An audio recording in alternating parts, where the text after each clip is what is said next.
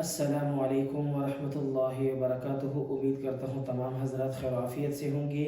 اللہ پاک آپ کو خوش رکھے، آباد رکھے۔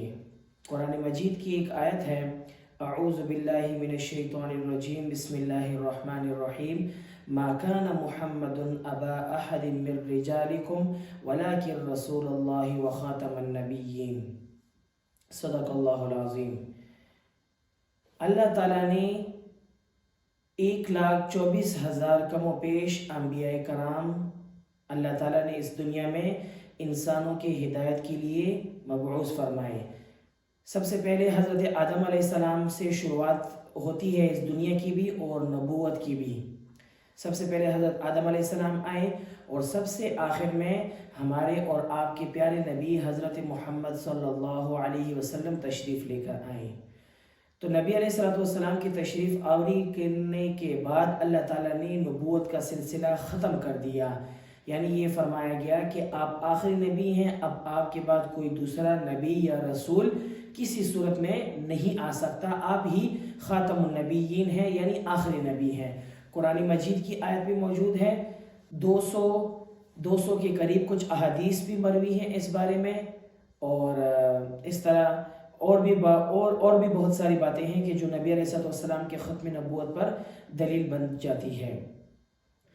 تو جب پاکستان اور انڈیا جب یہ ایک ساتھ میں تھے تو اس وقت انگریزوں نے مسلمانوں کو ہر طریقے سے ہرانے کی کوشش کی، یعنی مسلمانوں کو دبانا چاہا، مسلمانوں کو مارا، قتل کیا، سارا کچھ کیا، لیکن مسلمان اپنے مشن سے ہٹے نہیں، یعنی وہ انگریزوں کو نکالنا چاہ رہے تھے کسی طریقے سے۔ تو جب انگریزوں نے دیکھا کیا تو کسی طریقے سے نہیں ہٹ رہے ہیں، تو ان کو مارنے کا کوئی طریقہ ہوگا، تو انہوں نے ایک پلان بنایا۔ انہوں نے کہا کہ یار ان کے دلوں سے نا جہاد کی جو محبت ہے وہ ہٹا لیا جائے، تب یہ خود بخود یعنی نرم ہو جائیں گے۔ وہی ہوا۔ اسی دور میں مرزا غلام احمد قادیانی جو شخص تھا، وہ انگریزوں نے کیا کیا، اس کو لیا، اسے پیسے دیے اور انہوں نے سے کہا کہ آپ مسلمانوں کے یعنی آپ کو تو لوگ مسلمان ہی کہیں گے، تو آپ اس طرح کرو کہ آپ جہاد کے خلاف باتیں لکھو، اس طرح کی طرح کی باتیں لکھو، نبی کا ہونے کا دعویٰ کرو۔ تو حتیٰ کہ غلام احمد قادیانی نے طرح کی نبی کبھی دعویٰ کیا کہ میں عیسیٰ ہوں، کبھی کیا کہ میں مریم علیہ السلام ہوں، کبھی کہا کہ نعوذ باللہ میں اللہ ہوں، کبھی کہا کہ میں نبی ہوں، کبھی کہا کہ میں امام مہدی ہوں۔ الغرض اس شخص نے بہت سے دعوے کیے، تو اللہ تعالیٰ نے اس کا انجام بھی یہ کیا کہ وہ لاہور میں ایک ریسٹورنٹ میں یعنی ایک جگہ پہ وہ گیا ہوا تھا، تو اسی جگہ پہ اللہ تعالیٰ نے اس کو گٹر کے اندر اس کو موت دے دی۔ 3 دن تک وہیں خبیث پڑا رہا، پھر اس کے بعد جا کر اس کو دفن کر دیا گیا۔ تو بتانے کا مقصد یہ تھا کہ نبی علیہ السلام کی عفت پر، نبی علیہ السلام کی شان پر، نبی علیہ السلام کی عزت پر جو ڈاکہ ڈالے گا، سب سے پہلے اللہ تعالیٰ اس کام کا یہ جو کام ہے نبی علیہ السلام کی عفت، نبی علیہ السلام کی عزت پر، ہر بندہ چاہے گناہ سے گناہگار بندہ ہی کیوں نہ ہو، جب وہ اس طرح کی باتیں سنے گا تو اس کا بھی خون کھول جائے گا اور کہے گا کہ یار یہ کام نہیں ہو سکتا۔ تو اسی طرح یہ سلسلہ جاری رہا۔ پھر مفتی محمود رحمۃ اللہ علیہ اور ذوالفقار علی بھٹو، ان کے دور میں پارلیمنٹ میں قانون باقاعدہ بنایا گیا کہ قادیانی جو ہیں نہ اپنی مذہب کی تشہیر کر سکتے ہیں، یعنی نہ اپنی مذہب کے بارے میں تبلیغ کر سکتے ہیں، جیسے کہ مسلمان آج کل تبلیغی جماعت کے سلسلے میں یہ جو چلتے رہتے ہیں، تو اس طرح کا کام ہی نہیں کر سکتے۔ نہ وہ مسجدیں بنا سکتے ہیں، نہ وہ اذان دے سکتے ہیں، نہ وہ مینار بنا سکتے ہیں، نہ وہ مسلمانوں کی طرح ٹوپی پہن سکتے ہیں۔ الغرض مسلمانوں کا جو سارا گیٹ اپ ہے وہ قادیانی شخص کبھی بھی نہیں کر سکتا۔ قادیانی دائرہ اسلام سے خارج ہیں اور پاکستان میں ان کا کوئی بھی کام نہیں ہے۔ یہ باقاعدہ متفقہ طور پر یہ بات آئین میں لکھی گئی ہے ذوالفقار علی بھٹو کے دور میں۔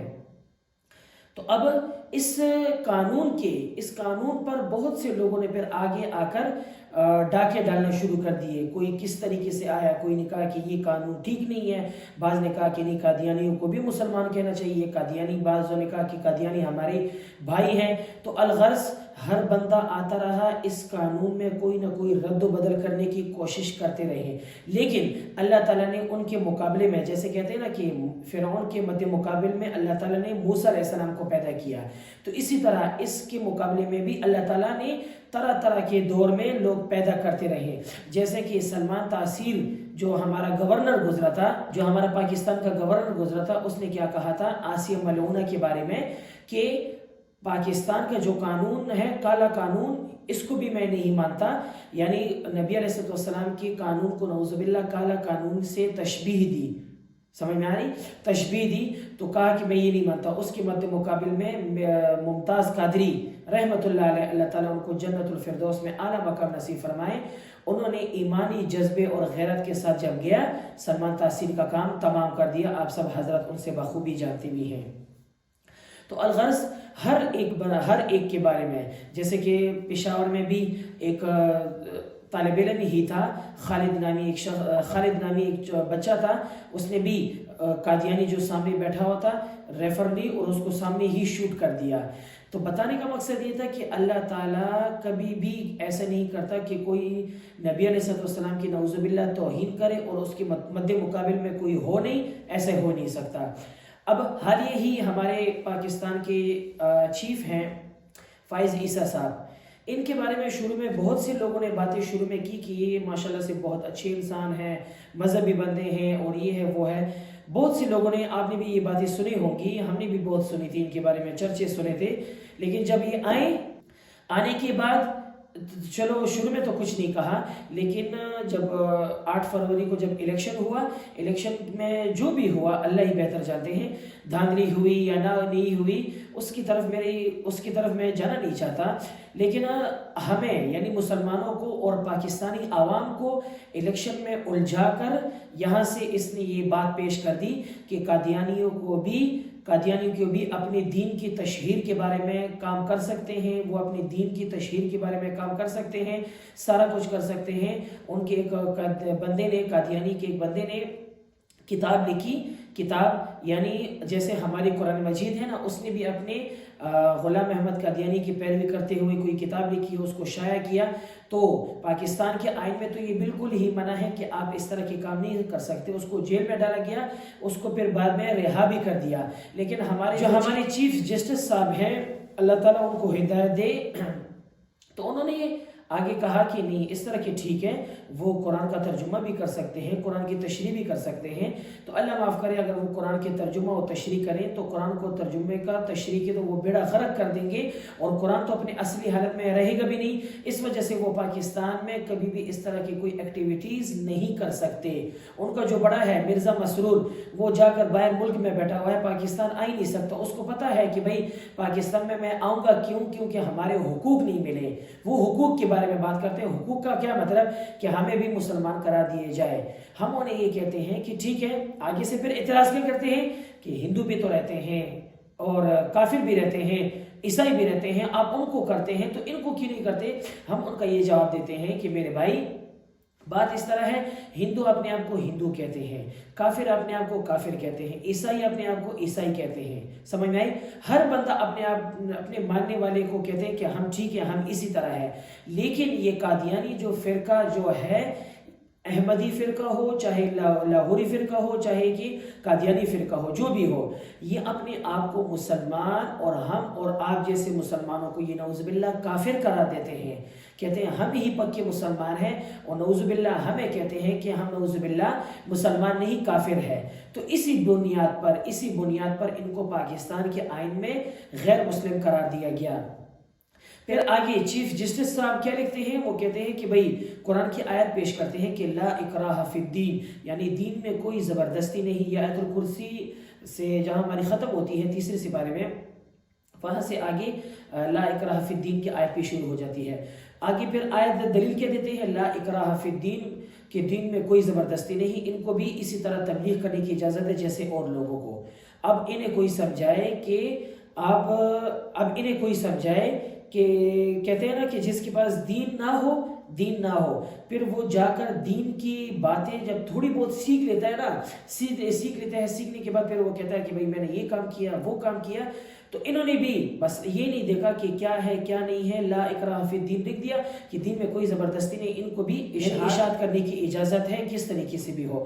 ہم انہیں یہ کہتے ہیں کہ اللہ تعالیٰ آپ کو ہدایت دے. لا اکراہ فی الدین کا جو تشریح ہے ہمارے مدارس میں 5ویں درجے میں یہ ترجمے میں پڑھائی بھی جاتی ہے. تو لا اکراہ فی الدین والی جو آیت ہے آپ اس کو جا کر اس جگہ پہ فٹ نہ کرو. لا اکراہ فی الدین کی آیت کی تشریح میں یہ بات لکھی ہے کہ کسی کافر کو زبردستی مسلمان آپ نہیں کر سکتے. اس کا معنی اور مطلب یہ ہے. یہ معنی مطلب یہ نہیں کہ جیسے آپ نے نکالا کہ لا اکراہ فی الدین، دین میں زبردستی نہیں، اسی طرح قادیانی اپنے دین کی تشہیر کے لیے چاہے جو بھی کام کرے اس کی کوئی اجازت ہے، وہ پاکستان کی روح سے وہ کر سکتے ہیں. پھر دوسری آیت کا پیش کرتے ہیں اِنَّا نَحْنُ نَزَّلْنَا ذِكْرَ وَإِنَّا لَهُ لَحَافِظُونَ کہ اللہ تعالیٰ نے ارشاد فرمایا کہ ہم ہی قرآن کے نازل کرنے والے، ہم ہی اسی کی حفاظت کرنے والے ہیں. تو اب ان کو کوئی سمجھائے کہ بھائی بات اس طرح کی نہیں ہے، آپ نعوذ باللہ آیت کوئی اور ہو کسی دوسری جگہ پہ فٹ کرو. تو اس کی مثال ایسی ہی ہے کہ جیسے کہ آپ مرغی کو کہو کہ آج مجھے ذرا ضرورت ہے پیسوں کی، ذرا آپ ذرا پیسے تو ذرا نکال دو. یہ بالکل یعنی نامناسب سی بات ہے کہ مرغی سے پیسوں کا مطالبہ کبھی بھی نہیں کیا جا سکتا. مرغی کا کام ہی ہے انڈا دینا، نہ کہ پیسے دینا. سمجھ میں آئی نا؟ تو یہ اس چیف جسٹس صاحب نے بالکل ایسی ہی بات کی، لا اکراہ فی الدین قرآن کی آیت پیش کر دی، اور ابھی تو لوگوں نے بھی تعویلی کرنا شروع کر دی. چیف جسٹس صاحب کا بھی بیان آیا کہ نہیں میرا مطلب تو یہ نہیں. اب مطلب نکالنے کی بات ہی کوئی نہیں رہی. جب آپ نے بات کر دی، آپ نے ان کو اجازت ریلیف دے دیا، تو ریلیف کا مطلب یہی ہے کہ آپ یہی کہنا چاہ رہے ہیں کہ ان کو بھی اجازت دینی چاہیے جیسے کہ مسلمانوں کو اجازت ملی ہے. تو میں یہی بات میں کہنا چاہتا ہوں کہ ہر فرعون کے بدلے میں اللہ تعالیٰ نے موسیٰ علیہ السلام کو پیدا کیا. تو اسی طرح ہر ایک کے بدلے میں جب بھی نبی علیہ السلام کے دور میں بھی مسیلمہ کذاب نے نبوت کا دعویٰ کیا، اللہ تعالیٰ نے اس کے مد مقابل میں صحابی رسول کو بھیجا، اس کو جہنم واصل کر دیا. اسود عنسی پیدا ہوا، اللہ تعالیٰ نے اس کو بھی جہنم واصل کر دیا صحابی کے ہاتھ سے. اسی طرح آگے چلتے گئے سلمان تاثیر پاکستان کی گورنر جو گزرے ہیں، انہوں نے بھی اس طرح کی جب نبوت کے خلاف جب کوئی بات کی تو اللہ تعالیٰ نے ان کے مد مقابل میں بھی ایسے لوگ لے کر آئے جو ان کو جہنم واصل کر دیا. تو اسی طرح چیف جسٹس صاحب ذرا آپ بھی اپنے اس بیان پر نظر ثانی فرمائیں اور اس طرح کی غلطی نہ کریں، نہ تعویل کرنے کی پیش کریں، نہ کوشش کریں. نبی علیہ السلام کا جو لایا ہوا دین ہے، نبی علیہ السلام آخری رسول ہیں. ہمارا اور آپ کا عقیدہ ہے کہ نبی علیہ السلام کے بعد کوئی نبی نہیں آ سکتا، چاہے جس طریقے سے بھی کیوں نہ ہو. تو قادیانی جو ہے دائرہ اسلام سے خارج ہے، ان کا مسلمان پاکستان میں کر دینا انشاءاللہ کبھی بھی کوئی ایسا قانون نہیں بنے گا جو ان کو دوبارہ سے مسلمان کر دے. بہت سے لوگ آئے، بہت سے لوگوں نے ترمیم کرنے کی کوشش کی. بعض لوگوں نے کہا کہ یہ ٹھیک نہیں ہے، بعض نے کیا کہا. تو اللہ تعالیٰ نے ان کا انجام بھی ایسے کر دیا کہ وہ یا تو وہ دنیا سے ہی ختم ہو گئے یا اللہ تعالیٰ نے ان کو اب تک ہی سزا میں رکھا ہوا ہے. تو آپ سے بھی گزارش ہے کہ آپ اپنے بیان پر نظر ثانی فرمائیں اور اس طرح کی غلطی اگر آپ سے ہوئی ہے آپ توبہ کریں، کیونکہ آپ کے اس فیصلے کی وجہ سے آپ چیف جسٹس بنے ہوئے ہیں، ہمارے بڑے ہیں، ہماری ہی تنخواہوں پر آپ اپنے تنخواہ آپ لیتے ہیں، ہمارے پیسوں پر ہی آپ تنخواہ لیتے ہیں. تو کچھ خدا کا خوف کریں. اگر اس طرح کا بیان آپ نے اگر نہیں واپس لیا اور جو بیان اور جو ریکارڈ جو پارلیمنٹ میں طے ہوا تھا مفتی محمود رحمۃ اللہ علیہ کے دور اور ذوالفقار علی بھٹو کے دور میں جو طے ہوا تھا اسی کو برقرار رکھیں. اگر نہیں رکھیں گے تو آپ کا بھی پھر اسی طرح کچھ انجام ہوگا جیسے کہ پچھلے دور میں سلمان تاثیر کا گزرا. تو یہ کچھ باتیں تھیں ختم نبوت کے حوالے سے، تو میں نے کہا یہ آپ کو بتانا میں ضروری سمجھوں. اللہ تعالیٰ مجھے اور آپ کو ختم نبوت، نبی علیہ السلام کی عفت، نبی علیہ السلام کی عظمت، صحابہ کرام کی عزت اور عظمت پر ہمیں اللہ تعالیٰ قبول فرمائے. السلام علیکم ورحمۃ اللہ وبرکاتہ.